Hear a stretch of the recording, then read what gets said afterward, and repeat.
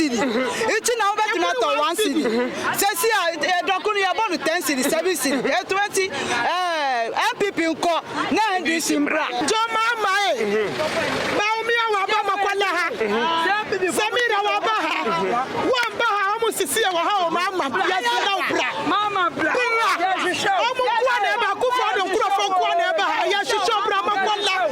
Right, Saturday Abusha, Yababi Pim, the street of Accra Market, mining now Pim, Hanum, baby, I saw you upon Okaishie, Hanum and Yabi Pim, see Menokas, Yaji, Adrian, a Ghana for almost a common Hanum was to about a demand of few women, both NPP, NDC, and Amonico Fracano, a few hundred Moti, Emma woman, Ghana for entering Comoy, Nafi, and you, my grandchildren, for about 2 years, but to December 7th. About my Pacha Frosty. Never shall afraid, come on from Odewa. Odewa.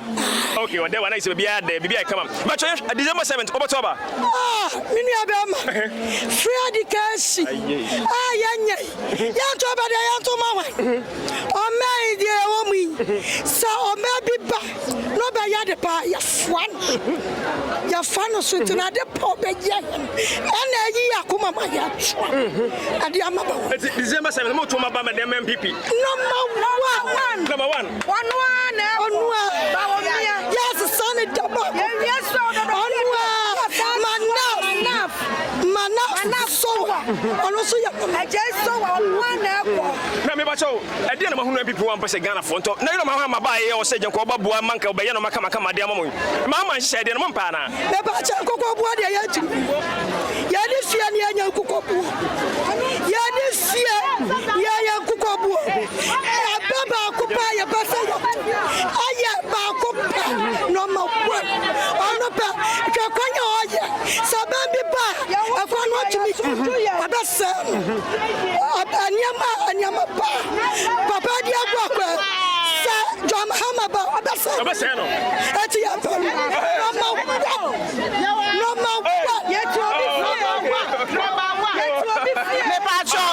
me ba ko free education na ka me ne hwan e betua school fees o se fa school fees ne kwata akwala no ho ne ma nyina na akwala ne ko school free and na me jira ha me ba ko training college no ho ne ma na me tutuei na akufo ado ne Bawumia da roma me ba anya free education o mo na first batch ba bibi nti akwanya ba se me ba ko training college enti e se kuma ne so na sia ono so be ko free education me kwatu ababone na makotu school fees enti suru hwa acho fi edi enti Ghana for so to about dem JM o man mo e din dodo enti na Bawumia ko na JM bra Bawumia ko na JM edi enti about dem man mo e dan na ayedi first mama dokunu 2 cedi ichi na back to 1 cedi says here dokunu ya bonu 10 cedi 7 cedi 20 NPP unko na NDC mbra bidi ame panse mama senko kwa nketenkete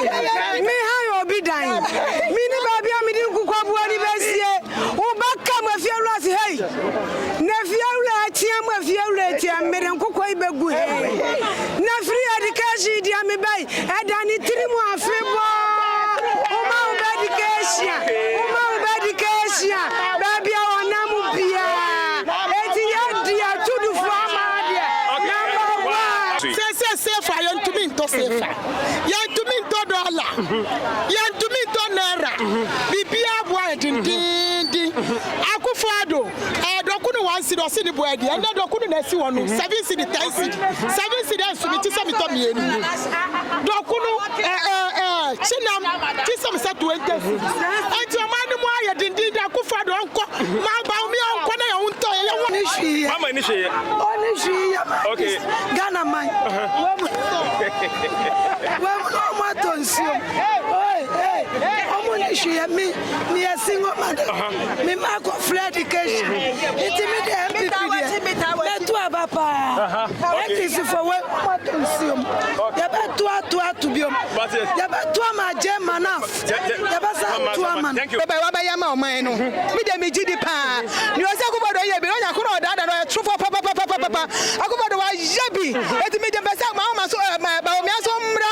No matter so my ye. Education no. Yaba ko school wom. I had mama ye. Bibi you need free. You also you know that for the omra. You baba so you baba Number 1.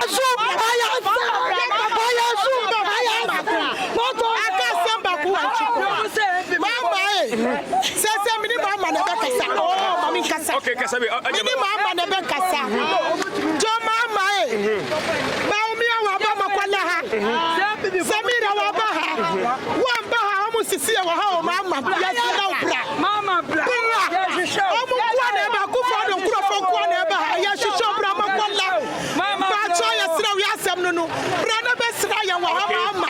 Na omu hu se yesu ya tuo. Yeah, no agent check. Miss Margaret Chene say health insurance.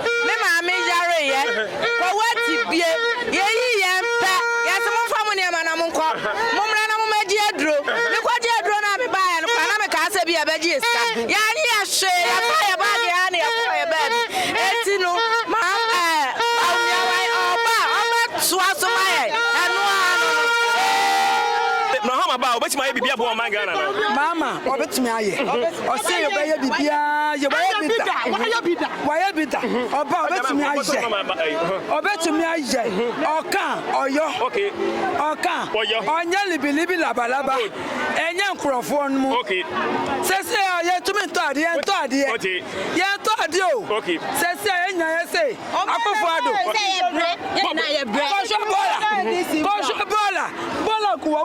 okay. Okay, good. Number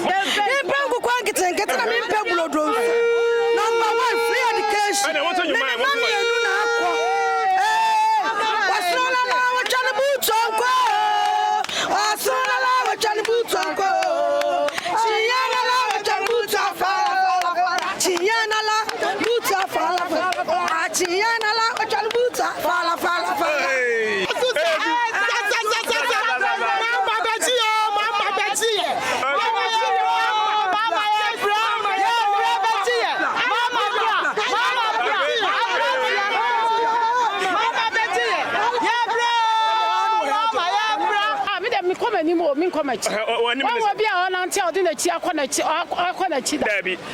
One until also call anymore, Massa. One day I'll call a chow, Tom Lamo. Yam Panko and Coconca to Abiao. One get to a Panko to Yapania, quiet, Yam quiet, show.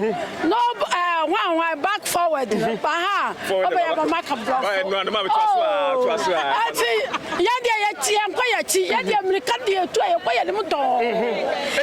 December 7th, Ghana for NPP now number 1.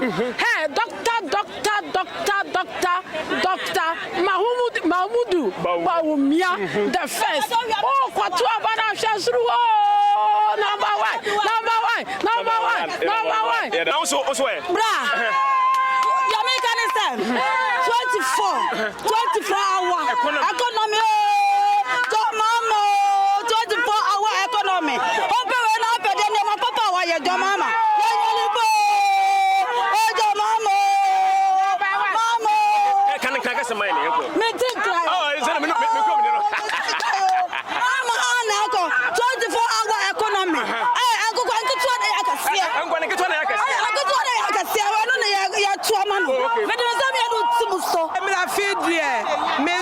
Bawumia, Dr. Bawumia, on one free education, you meant to meet your school fees, you meant to meet school, and that will be a school, who made the cracks now, who young made, yet to me, cracks, quadada, or said, Yakofa, Mamma, Abba Shawam, Yadoma Bay, Yakaya, Domu Tonso, and then you don't need to calculate me in the back of school, and to Bawumia. I fear about one, say a basso to be there.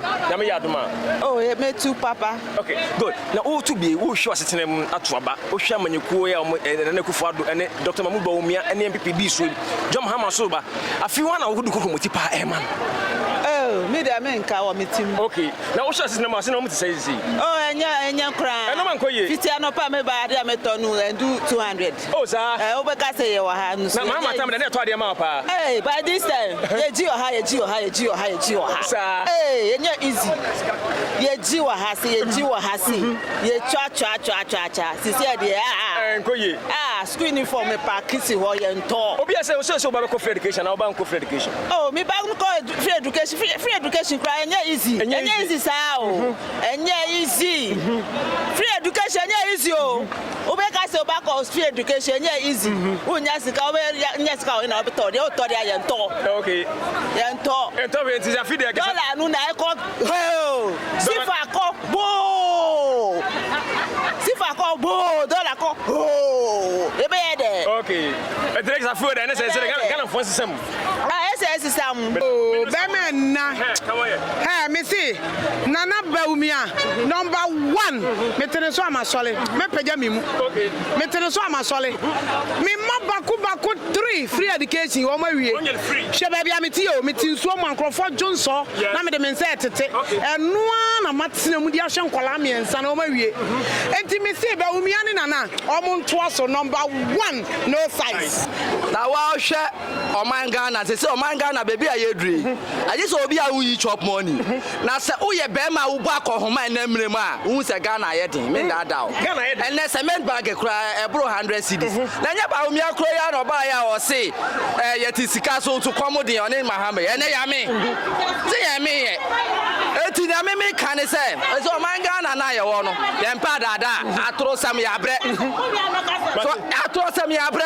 Bawumia kro ya no so be chi dollar gu ni handcuff and dollar ni am saying. NDC time ku for the dollar if you 1 cedi be do 4 cedis 8 years musu mu the dollar if you 4 cedis akọ 17 woni no betimi atra ho a debate wotimi ni nya debate what you say eti na nya ano what you say entra ho nu hu ma ne nsre mu cathedral national cathedral ma da nyame ba ko ji o man sika se mu di kosi a na twimi pu na da ho na nipa we ye meta se mo to abam ye ndade enwesi ye time was ankofo we hu what you say ene kosua kra ye ton ma akoda die 4 cd first na 70% ene 4 cd awe ye di pia ye social ma NPP be dis no man nko ye kra ma say oh bra na bra yi twini ani mo ye mo nchen wo kasa wale o si broni won tade what you say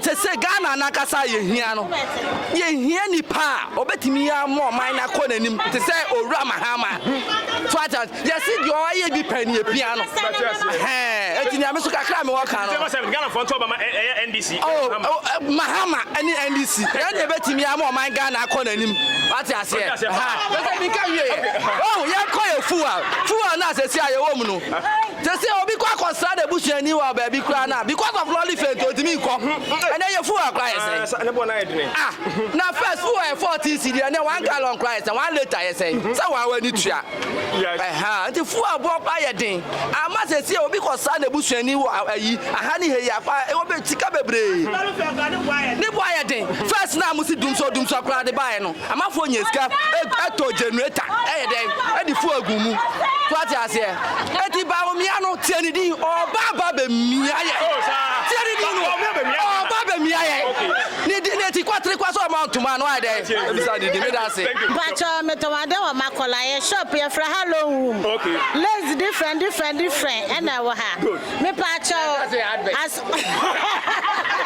hey afa we advert me am giniska okay yanko me pacho me nua ba ma na asema kana me ne nya adwene se wa gina pacho den time me ne nya adwene ne se ewiase ye wo wa wonyini ewiase nsa na chi ewiase kwa nanim enti anya de se NDC betimi abasesa wiase ewiase na yekom ne wiase na kwa nanim wiase nyini ne ma foforo ye de ba eba NPP ba so no wa mahia ni na sikafo nyina aye pe so wate ase den sikafo na hiafo aye pe no na sikua hiani ba ko sikani ba ko sikani ba ko hiani ba ko ma ne yie ana afa so no Ghana no ye kwa ye ne mensa nya chi da biala da dunso na MPP ba ya twam Mahama wo so ne dunso wo so Janeta na ndisi fo na kra dunso Janeta sa de ba ye se nyame ada woroma MPP ba ya dunso na de ba article se so no ye kwa ye ni ma to the stand say ndisi fo ma konwa no so biem ko pese wi asese ye de ba ono aka no ne ma ye be ko free education ne ba be ko free education se sia no wato na na o se me mo na bosia na me say Sika mechanic TV so. Okay, go on. Me ba no sika na Mahama penso ade ba ko school a. Wo cha 20 million million, 40 million. I could for the person got to 20 million. I got 20 million. Now, back school, fear 9. No one just 20 million. I have papa. Now, this is for a 7 predators. I'm winning Kaye. Send a gun econo. I back up and say, yes, Baba. And society be any will be. As somebody the next say, yes, see a Montreso a Ghana for Pimo, a Chino Magone, a far about 2 years about December 17. Shagging Shilana, Manoko for no, Obian Pekini womb, said Obesia, Obia the support Emma, Mosunia San Famo, Mobaswa, when you Makuma Swadi, Ghana for. Now, said they said a man for Chino Magana, also again, say, but comment black, you made the assay, now so much the party, so I made an acquisition from a job, managing who you pap, a producer, no producer beyond a Jane, on a producer Biakama, the party, so Taptap Send, and I saw us in Abuaya, Jumedi, and then come to also for our comment, a very big hello to all our lovely Taptap Send customers across the world. We appreciate you, and we say a big thank you for supporting us and sticking with us all these years. You are the reason Taptap Send is there, and you would know that right now you are not able to use Taptap Send to send money to Ghana. The reason is that the Bank of Ghana has suspended our local partnerships with banks and financial institutions in Ghana. That means that we are not able to send your money to Ghana right now. This suspension is to do with the wallet product, which we Taptap Send launched in the UK and Europe. The wallet product is licensed by the regulators in the UK and Europe. It is legal and is totally compliant with all the regulations. Bank of Ghana, however, have some concerns with the wallet, which we are working really hard to address. So for now, they have suspended our operations in Ghana for up to a month, and we are working to do our very best to reduce that suspension as it stands. I will say, though, that the wallet product is legal in the UK, like I said.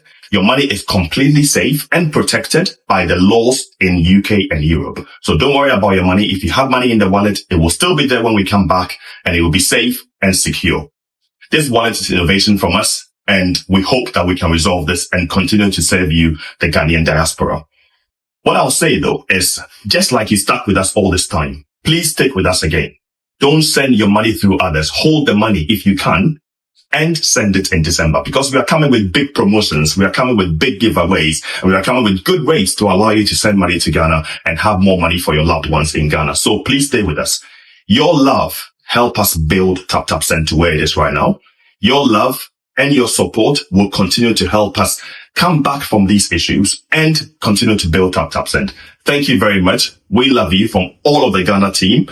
Please keep supporting us. We'll be back soon. Taptap Send. Papa no no.